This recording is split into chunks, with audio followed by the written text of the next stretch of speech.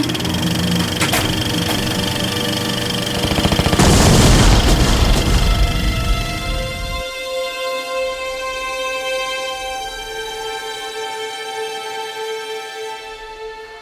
saya adalah anggota Brigade Princess Iren.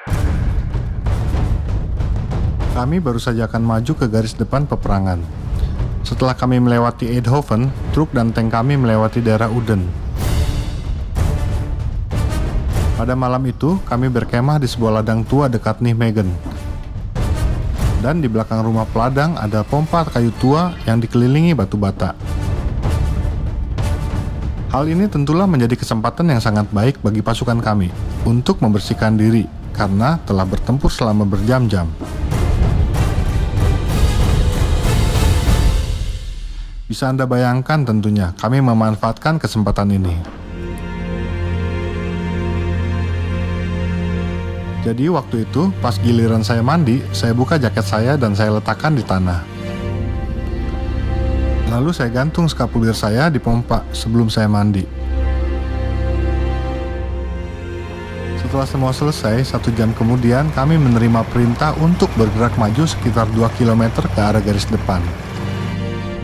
Dan kami menempati parit pertahanan yang telah ditinggalkan musuh, yang berhasil dipukul mundur dari sana sore itu. Kami semua sangat berharap bisa tidur nyenyak nanti malam di parit pertahanan ini. Lalu malamnya, waktu akan tidur, saat saya membuka kancing kerah baju, saya kaget. Saya baru sadar, saya tidak lagi memakai skapulir. Skapulir itu adalah pemberian dari ibu saya. Saya selalu memakainya selama perang ini. Dan sekarang saat pasukan kami semakin mendekati sarang singa, apakah saya akan kehilangan skapulir itu?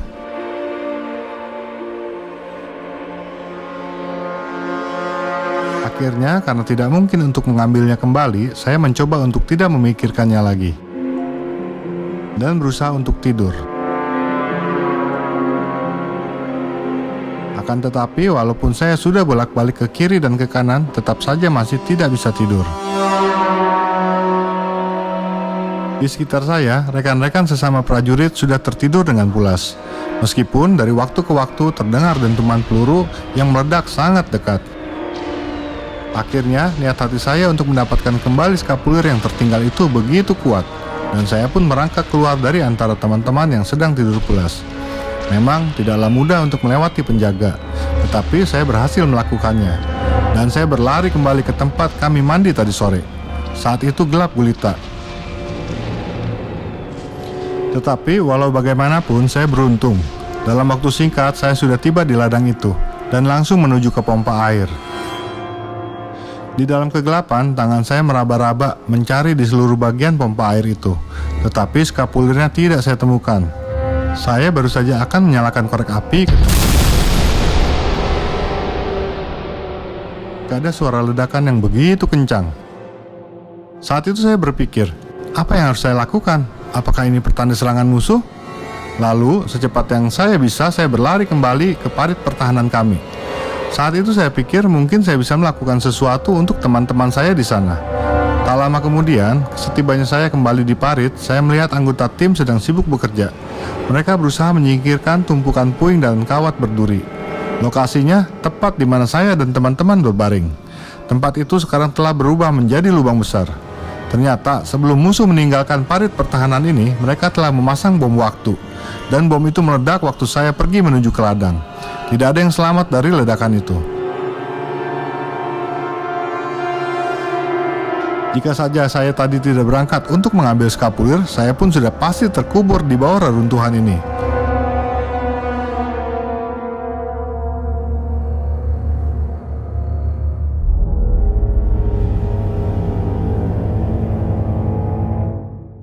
Kemudian, keesokan paginya, saya pergi ke dapur lapangan dan bertemu dengan seorang teman di sana. Dia menatap saya dengan heran dan berkata, "Kupikir kamu ada di parit itu loh." Dan saya pun menjawab dengan sama terkejutnya, "Saya pikir kamu juga terkubur di sana." Lalu teman saya itu melanjutkan, "Aku memang rebahan di parit, tetapi sebelum aku tidur, aku pergi mencari kamu, tapi tidak ketemu. Waktu Kopral melihat aku sedang mencari-cari, dia bertanya, 'Siapa yang kamu cari?' Lalu ku beritahu dia siapa yang ku cari, dan dia berkata, 'Ah, sudahlah, lebih baik kamu pergi ke dapur, ambilkan aku sebotol air.' Dan saat aku mengambil air itu, ledakan pun terjadi. Lalu saya menjawab, "Ya, beruntung sekali saya bisa lolos, tapi ngapain kamu mencari saya tadi malam?" Lalu dia mengeluarkan dan menunjukkan sebuah skapulir sambil berkata, "Untuk memberikan ini kepadamu."